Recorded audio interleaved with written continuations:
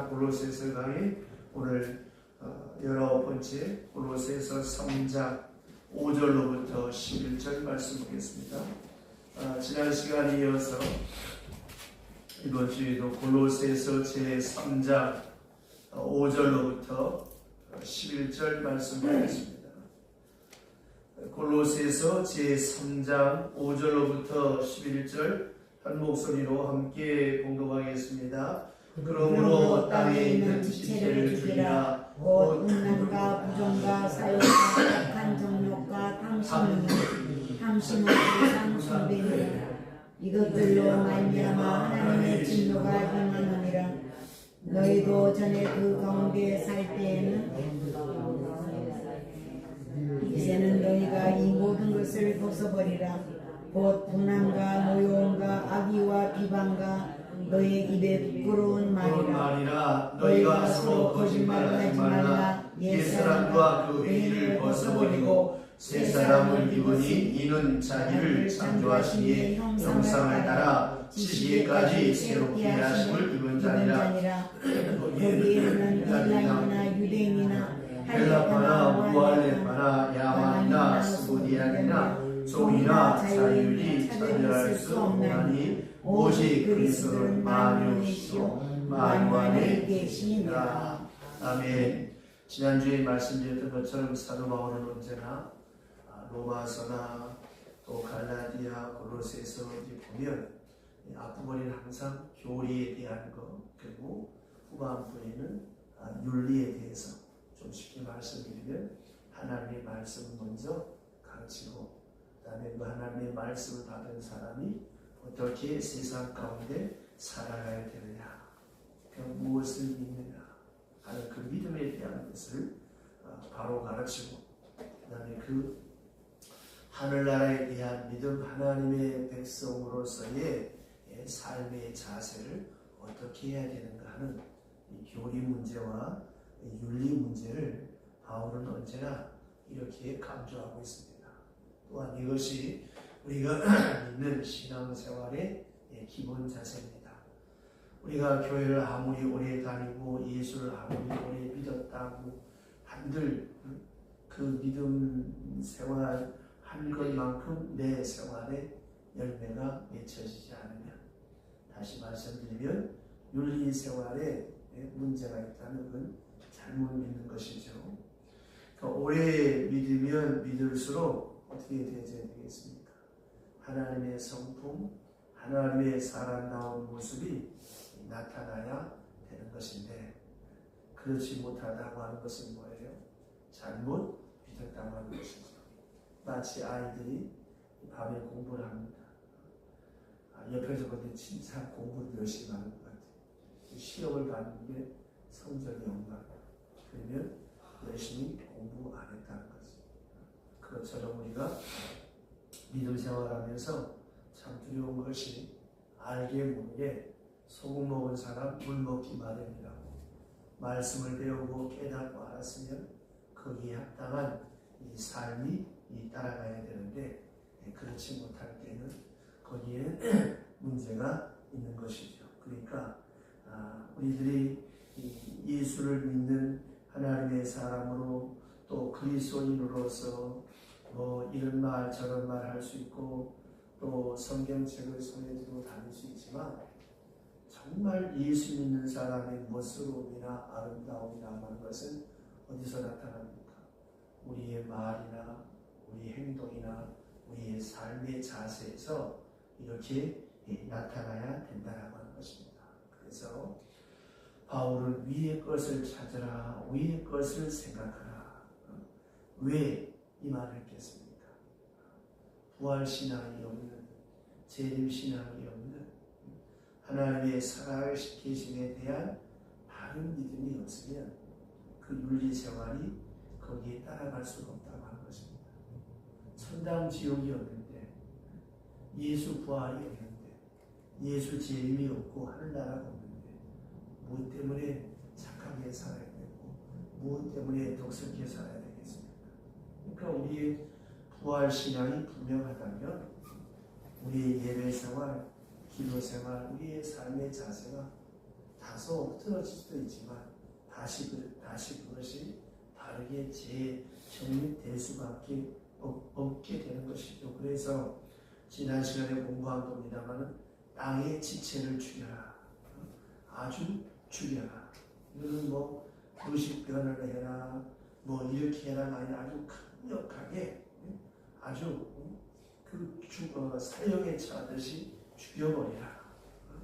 이렇게 극단적으로 이렇게 내게 있어서 잘못된 삶을 결단하고 이것을 사단하라고 하는 거죠. 그래서 예수 그리스도로 새 옷을 입고 예수 그리스도로서 바른 삶을 살아가라고 하는 것이죠.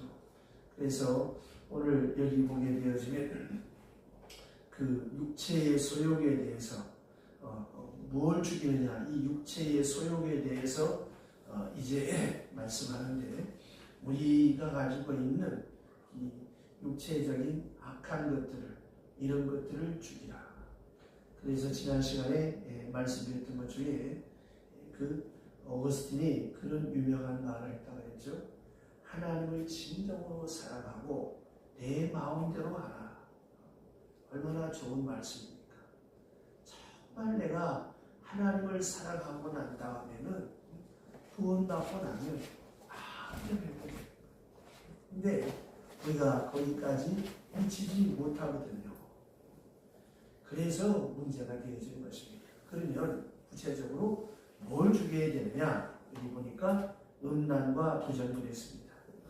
자, 이것은 육체적인 욕망을 말하는 거예요. 음란과 도전, 이건 참 사실 말하기도 부끄러운 것입니다. 근자에 참 끔찍한 일들이 많지요. 학생과 제자와 했던 부적절한 관계 때문에 문제가 된 그런 경우도 있고, 또 마약에, 그 다음에 에이즈에, 지금 우리나라 에이즈 환자가 2,000명이 넘어가고 있고 세계적으로 3천만 명이 넘어가고 있고 아프리카와 이런 참 심각할 정도로 참 무섭게 이것이 번져가고 있습니다. 인도네시아나 이런 태국을 여행하면 해보시면 알겠지만 참 거기는 에이즈 환자가 너무 많은 거예요. 이 에이즈는 어디서 왔느냐? 정상적인 관계에서 온 것이 아니라 아주 더러운 관계에서, 이 시조가 동물과의 관계에서 시작이 된 겁니다. 그러니까 이게 얼마나 더럽고 추잡한 그런 관계입니다.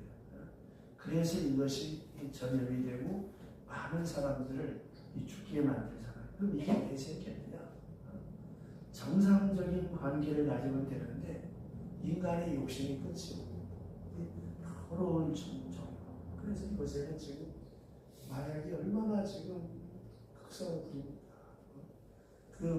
경찰들이 잡았다고 하는 건 누가 고발을 하니까 그렇게 잡지, 통조림 속에다가 밀봉해놨거든요. 어떻게 알겠어요? 누군가가 고발을 하니까 엄마한테 별일 방법이 다 있어요. 그러니까 사람이 정상적인 관계가 아니라 그런 약물을 이용해서 인간의 오간을 만족시키고 싶은 이런 더러운 욕망에 빠지니까 이제 악이 악을 더하는 거예요. 그러니까 이게 상상할 수도 없는 이런 더러운 것들, 이런 것들을 좋아하는 마음, 이런 것들이 나타나는 그것을 아주 죽여버려라. 그러니까 우리 속에 있는 이런 참 더러운 것을 우리 스스로가 베어버리고 제하여버려야 된다고 하는 거예요. 그런데 그렇지 못하고 거기에 편성하게 되고 그쪽으로 치우치게 되면 내 영혼도 내 육체도 파멸하고 마는 거예요.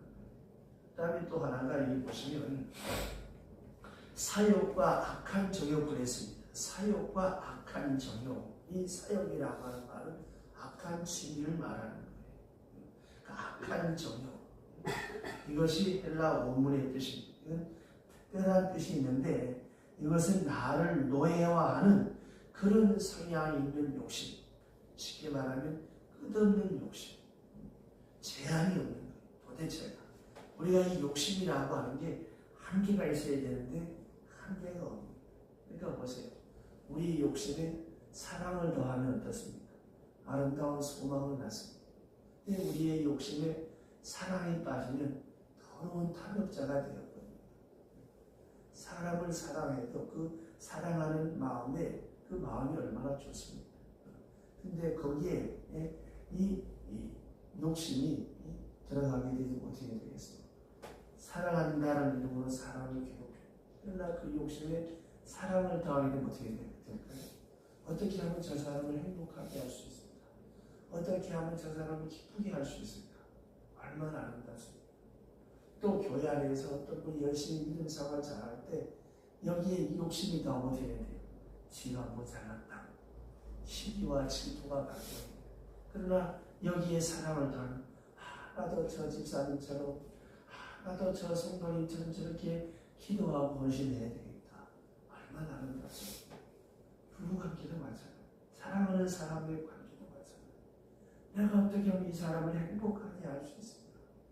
이것만 생각하면 되는데 자기 욕심, 자기 욕망만 채우려고 하니까 이제 더럽게 타락하게 되고 악의 악을 더하게 되고 이것이 이제 노예화되어서 점점 악에 치닫게 되어지는 것입니다. 그러니까 이 욕심이라고 하는 것에 대해서 한계가 있어야 되는데 브레이크가 없이 계속 욕망에 끌려가게 되어지면 어떻게 되겠습니까? 성공까지 타락하게 되는 거예요. 무제한적으로 노예화하는 이런 성향 있는 이런 욕망을 끊어버려라. 그 다음에 또 하나 이 말씀은 탐심은 무상숭배이라고 했습니다. 이 말씀이 너무나 뜻있는 말씀인 헬라 말로는 플레오 네시아라고 하는 말인데 이거는 두 단어가 합쳐진 단어입니다. 플레오라고 하는 헬라 영어로 말하는 모아. 우리가 외국에 가서 커피숍이나 음식을 먹을 때 물이 모자랄 때 썩모아 그러면 좀 더 달라서 모아 좀 더 많이. 그 다음에 에케이라고 하는 이 말은 영어로 말 have 뭘 좀 가지다 주세요. 그러니까 더 많이 가지려고 하는 거. 그러니까 필요 이상으로 더 많이 가지려고 하는 이런 욕망을 죽여버리라. 이것이 곧 우상이라고 했습니다. 자, 이 물질에 대한 욕망. 물질은 물질일 뿐입니다. 이게 이 물질의 욕망의 한계를 딱 넘어서게 되면 어떻습니까? 이게 이제 내 인격을 지배하고 이 물질이 이제 내게 하나님이 되고 마는 거예요. 요새 이 물질을 하나님으로 섬기는 사람이 얼마나 많습니까? 모세의 시대만 금송아지 만들어 놓고 하나님이라고 하는 것만이 그 시대에 있었던 것이 아니에요. 오늘 시대는 황금이 우상이에요. 돈이 우상이잖아요. 그러나 냉정하게 생각할 것은 돈은 돈일 뿐이고 우리의 생활수단인데 이걸 가지고 가장 그 높은 자리에 올려놓으니까 사람이 추해집니다. 자, 우리가 가지고 있는 귀한 것 중에 가장 천한 것, 가장 맨 밑에 있는 게 뭐예요? 돈이죠. 근데 이걸 꼭대기에 올려놓고 사니까 문제가 돼요. 자, 보세요. 우리의 건강과 명예와 믿음과 인격과 양심과 지식 이걸 놓고 한번 비교해 보십니다. 건강하고 돈하고 비교하겠어요? 지식하고 돈하고 비교하겠습니까? 명예하고 돈하고 비교하겠습니까? 아무리 생각해봐도 돈은 제일 시시한 거예요. 그런데 왜 이 돈을 이렇게 하늘까지 올려놓고 우상숭배하는가? 탐심. 그래서 탐심은 우상이라고 했습니다. 탈무드에 보면 돈 많은 사람에게는 아들이 없고 상속자만 있고 돈 없는 사람 집에는 효자가 있고 자식이 있다고 했어요. 정말 그렇습니다. 요새도 보세요. 이 유산저분이 잘 못해가지고 형제간에 싸움 나고 갈무림 나는 일이 얼마나 많습니까? 이게 다 뭐예요? 이 돈 때문에 문제가 되는 겁니다. 그래서 톨스토이는 이런 말을 했어요. 돈 없는 사람은 매우 슬픈 일이다. 그러나 더 많은 사람은 두 배나 슬픈 일이다 그랬습니다. 참 큰일이죠. 적당히 가져야지. 어쨌든 이 해부 모아 조금 더 가지는 순간부터 이제는 물질의 노예가 되고 물질이 우상이 되는 거예요. 그죠? 일용할 양식으로 족한 줄 알고 가진 걸로 족한 줄 알고 만족하게 여기면 되는데 여기에 이제 욕심이 발동하기 시작하면 어떻습니까? 노래가 되고 욕심꾸러기가 되고 구두쇠가 되고 아주 형편없는 사람이 되어버리고 마는 것이죠. 그래서 제가 사업장을 신발하나 개업을 할 때 가서 꼭 하는 설교가 있어요. 주사님, 돈의 노예가 되지 말라. 이 사업에서 내가 돈 많이 버는 일합천물 꿈에서 아예 버리고 그저 내 사업장에 오는 사람들을 어떻게 하면 행복하게 할 수 있을까? 어떻게 하면 우리 직원들 더 예우를 잘해줄 수 있을까? 나 때문에 우리 직원들이 이 사업장에 오는 사람을 어떻게 하면 행복하게 할 수 있을까? 그저 내가 비단지고 잘 운영만 하겠다. 이 마음 갖고 시작하라.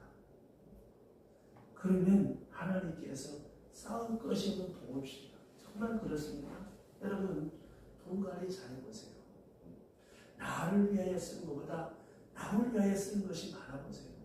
하나님이 더 큰 물질을 주실 것입니다. 큰 복을 주실 것입니다.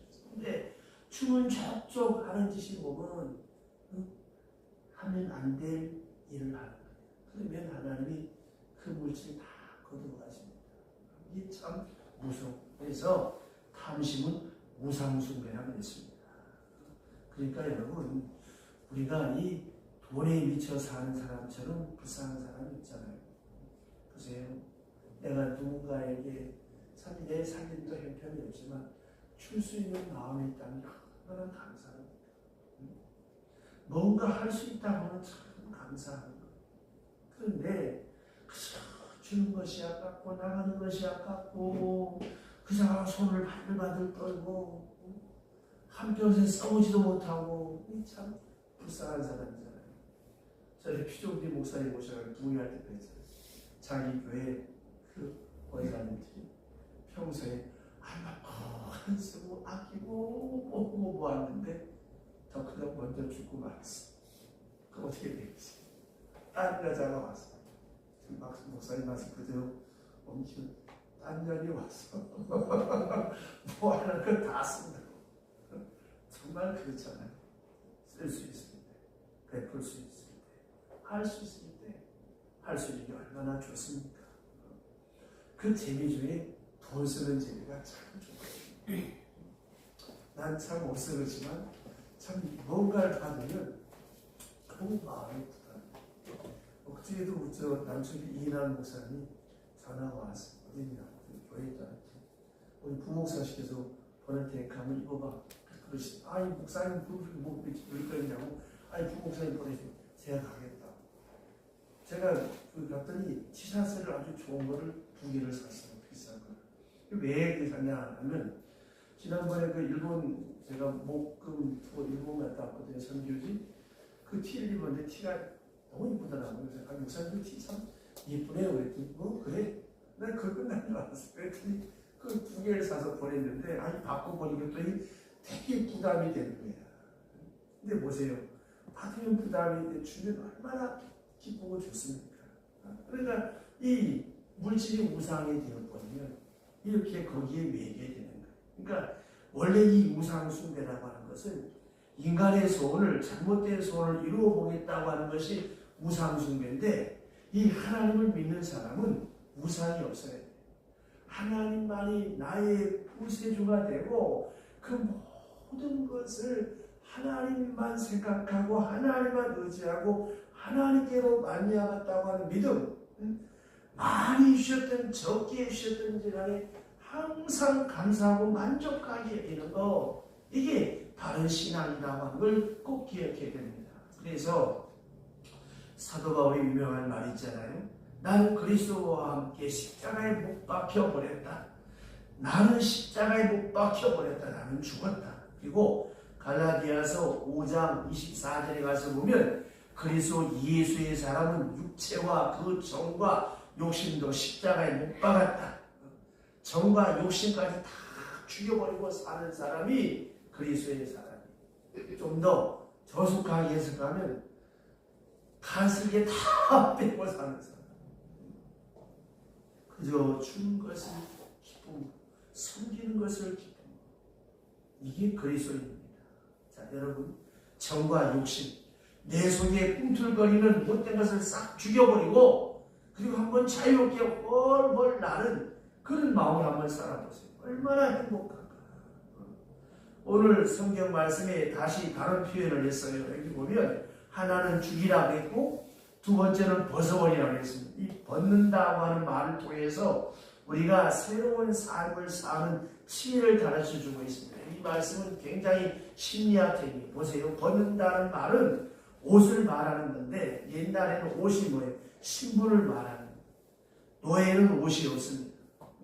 천민의 옷이 있고 자유인의 옷이 있고 귀족의 옷이 있고 왕족의 옷이 있어요. 그래서 왕이 입는 그 옷 색깔을 평민이 입으면 살아남지를 못하는 거예요. 중국에서 붉은색과 금색은 왕만이 입는 거예요. 그러니까 그 옷을 보고 사람의 신분을 알 수가 있잖아요. 옛날에 보세요. 그 같은 갓을 써도 사대부가 쓰는 갓의 크기가 틀리고 보포가 틀린 거예요. 그러니까 양반의 옷이 있고 상민의 옷이, 그러니까 옛 신분을 벗어버리고 새로운 옷을 입어라. 그 벗어버리는 방법에 대해서 아주 심리학적으로 접근하면서 사도 바울이 설명하는데 여기 보면 분과 악의를 벗어버리라. 이 분과 악의, 이게 문제거든요. 자, 마음속에 분한 마음이 있으면 막 분노가 솟아오를 때 이거를 놔두면 엄청난 함정에 빠지고 엄청난 실수를 하게 되잖아요. 그래서 이걸 영어로 앵글 앤드 템퍼라고 이렇게 기록을 했는데, 자, 이걸 번역해서 고쳐 썼는데 헬라어에 보면 이걸 올게라고 하는 게 진노를 말, 그 마음에 있는 그 분한, 오래 품고 있었던 그 원한을 말하는, 이 원한이 그대로 있으면 이제 이 폭발하게 되는, 이 죄악으로 빠지게 되고 이 원한과 진노에 매여서 그만 엉뚱한 사고를 치게 되어집니다. 그래서 성경에 뭐라고 그랬어요? 해지기 전에, 분을 내어도 해지기 전에 풀어라. 안 풀면 여러분 자꾸 이 감정이 쌓이면 이게 한번 폭발하면 무섭게 폭발합니다. 그래서 여기 또 하나 악이라고 하는 말은 더모스라고 하는 헬라 말인데, 이거는 좀 생각하면 어떤 말인가 하면 급한 충동적인 악, 발작을 하는 거죠. 실제로 그런 일이 있어요. 어느 장로님이 당뇨로 이렇게 오래 고생했는데 오래 병을 앓으면 몸도 환자지만 어떻게 정신도 환자가 되는 거예요. 그러니까 정상적인 그런 생각을 갖지 못하는 거예요. 아침에 일어나려면 혼자 못 일어나. 그 사모님 원사님이 늘 이렇게 일으켜주고 해야 되는데 두 분이 사는데 어느 날 사모님이 교회 새벽기도 갔다가 이 원사님이 늦게 그날따라 늦게 들어왔어요. 이 장로님이 일어나서 화장실을 가야 되는데 이렇게 해줄 사람이 없으니까 일어나서 여보해도 반응이 없으니까 화가 막 치솟아. 하필 그날따라 이제 이 권사님이 어디 갔다가 조금 늦게 왔어요. 이 들어오는데 이 장로님이 화가 나가지고 막 소리를 치고 그 권사 가방을 뺏어가지고 성경책을 쫙 찢어버렸어요. 그러니 얼마나 그 상황이 참 무참했겠어요. 그 권사님도 그 상황이 너무나 놀랍고 아무리 화가 나도 어떻게 성경책을 찢냐. 자, 그리고 나서 이제 불이 가라앉았어요. 가라앉고 나니까 너무 기가 차. 이 두 애가 울었어요. 울고 나서 이 장로님이 미안하다고. 그래도 뭐 미안하다고 이렇게 풀리겠습니다. 그 다음에 더 좋은가 봐. 더 좋은 새 성경책을 사주었는데 그 사주었다고 해서 그 마음이 풀립니다. 미안하다고 하지만 저쪽 상대편 부인 원사님은 너무 그 충격이 큰 거예요. 그래서 이 장로님이 얘기하면서 내가 주의론이라 내가 왜 그런지 모르겠다. 너무 답답하고 괴롭다. 이 자기가 사서전에 쓴 그런 내용이 있습니다. 자, 보세요. 이 서모스라고 하는 거 하고 올라오는 그 순간에 이걸 참아야 되는데 이걸 못 참는 그런 말이 있잖아요. 화가 날 때 100가지 세라. 100가지만 세도 얼마든지 참을 수가 있는데 확 올라오는 이것을 막지 못하면 안 돼요. 그래서 이것을 벗어버리라 하는 그런 말입니다. 그리고 또 한 가지 여기 보면 회방과 더러움을 그랬습니다. 이건 심리학적인 건데 이 비방하는 이 말 조심해야 됩니다. 여러분 마음속에 악의가 솟아오를 때 맨 처음 솟아오를 때 첫 번째가 뭐예요? 마음이 막 부르고 끓지. 그 다음에 밖으로 표현되는 그 두 번째 행동으로 나타나는 게 무엇입니까? 말. 마음의 액센트가 이 행동으로 나타나는, 말로 나타나는. 자, 지금 불안 마음이 있을 때, 섭섭한 마음이 있을 때, 이 마음을 그대로 두게 되지 못했습니다. 나도 모르게 그런 말이 그 속에서 나오게 되는 거예요. 그래서 보세요. 이 우는 사람이 있죠. 울적하고 있다가 가만히 있으면 좋은데 옆에 있는 사람들이 위로한답시고 몇 마디 하니까 그냥 더 울게 되는 거예요. 더 슬퍼지게 돼요. 그래서 심리학자들이 그런 얘기를 합니다. 별로 슬프지도 않은데 슬픈 얘기하면서 슬픈 얘기를 만들어낸다는 거예요. 그냥 울적할 뿐이지 무슨 슬픈 내용이 있는 것이 아닌데 자기도 모르게 그냥 좀 그럴 때가 있잖아요. 특히 비 오는 날이나 봄이나 이 가을에 사람이 센치해지잖아요. 근데 그럴 때 이제 누가 옆에서 같이 거들어서 위로한답시고 몇 마디 하면 더 서러워지고 그래서 이 행동으로 이렇게 나타나게 되잖아요. 그러니까 그럴 때는 말을 하지 말고 가만히 내버려 두는 게 좋은 거예요. 그래서 자꾸만 말로서 이게 뱉어내게 되어지면 그 말이 점점 나를 더 슬프게 하고 나를 더 서글퍼지게 하고 자꾸만 악한 말이 더러운 말이 자꾸 내 속에서 나오게 되는 거예요. 그렇기 때문에 이 행동과 마음과 생각, 말 이것을 우리가 조심하라고 하는 거기에서 벗어나라고 하는 거예요. 다시 말씀드리면 마음과 입술을 다스려라. 그래서 잠언 4장 23절에 무릇 지킬 만한 것보다 더욱 내 마음을 다스려라. 생명의 근원이 이에서 납니다. 근데 참 마음 다스리기가 참 어렵지 않습니까? 얼마나 어려우냐? 잠언에 보면 성을 빼앗는 용사보다 낫다. 그래서 우리 마음속에 끌어오르는 이 악의와 이 분노와 그리고 섭섭함과 증오 이것을 없애버리라고 하는 거예요. 그래서 오늘 말씀에 새 사람을 입으라. 이 새 사람을 입으라고 하는 것은 무엇입니까? 새로운 신분을 생각하는 거예요. 그럼 어떤 것입니까? 내가 누구냐라고 하는 것이죠. 하나님의 형상이요, 하나님의 자녀요, 하나님의 피조물이다라고 하는 그런 정체의 의식을 다시 확인하라고 하는 것입니다. 원래도 하나님의 형상일 뿐만이 아니라 앞으로 우리가 주님 앞에 가야 되잖아요. 주님 앞에 가서 주님의 자녀로 영접을 받아야 되는 그것을 생각하면서 나를 보라는 것입니다. 다시 말씀드리면 하나님 앞에 서 있는 내 모습을 보라고 하는 거예요. 내가 지금 하나님 앞에 있다고 하는 사실을 인지하게 될 때 분냄도 원망도 서글픔도 이걸 이길 수가 있고 극복할 수가 있다고 하는 것입니다. 그리고 여기 조심할 것이 있는 것이 무엇인가 하면 이제 자기 자신에 대한 우월감을 가지지 말라고 했습니다. 맨 마지막 절 보세요. 마지막 절에 보시면 헬라인이나 유대인이나 무할레자나 할레자나 야만이나 스무디아 사람이나 종이나 자유자나 차별이 있을 수 없나니 차별하지 말아요. 이게 무슨 말이에요? 잘난 척하지 말아요. 내가 하나님의 자녀인 것처럼 저도 하나님의 자녀라고 하는 평등의식을 가지는 그런 겸손한 마음을 가질 때 내가 나 자신을 다스릴 수가 있는 거예요.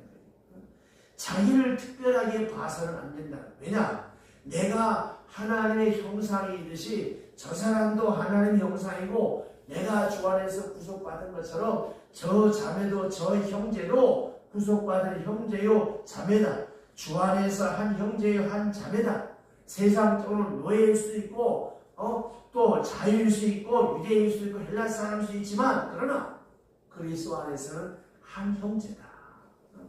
여기까지 갈 때 온전한 그리스도인의 모습을 찾게 되고 내가 나를 내 마음을 내 성향을 다 쓸 수 있게 된다라고 합니다. 그래서 오늘 성경 말씀에 옛사람의 모습을 죽이라. 옛사람을 벗어버리라. 새사람을 입으라. 하나님의 형상된 자기 정체의식을 지켜라. 그러면 모든 잘못된 허물로부터 스스로 자기를 구원할 수 있게 될 것이다 라고 하는 말씀입니다. 그래야 우리가 온전한 그리스도의 사람이 될 수가 있는 것입니다. 기도합시다.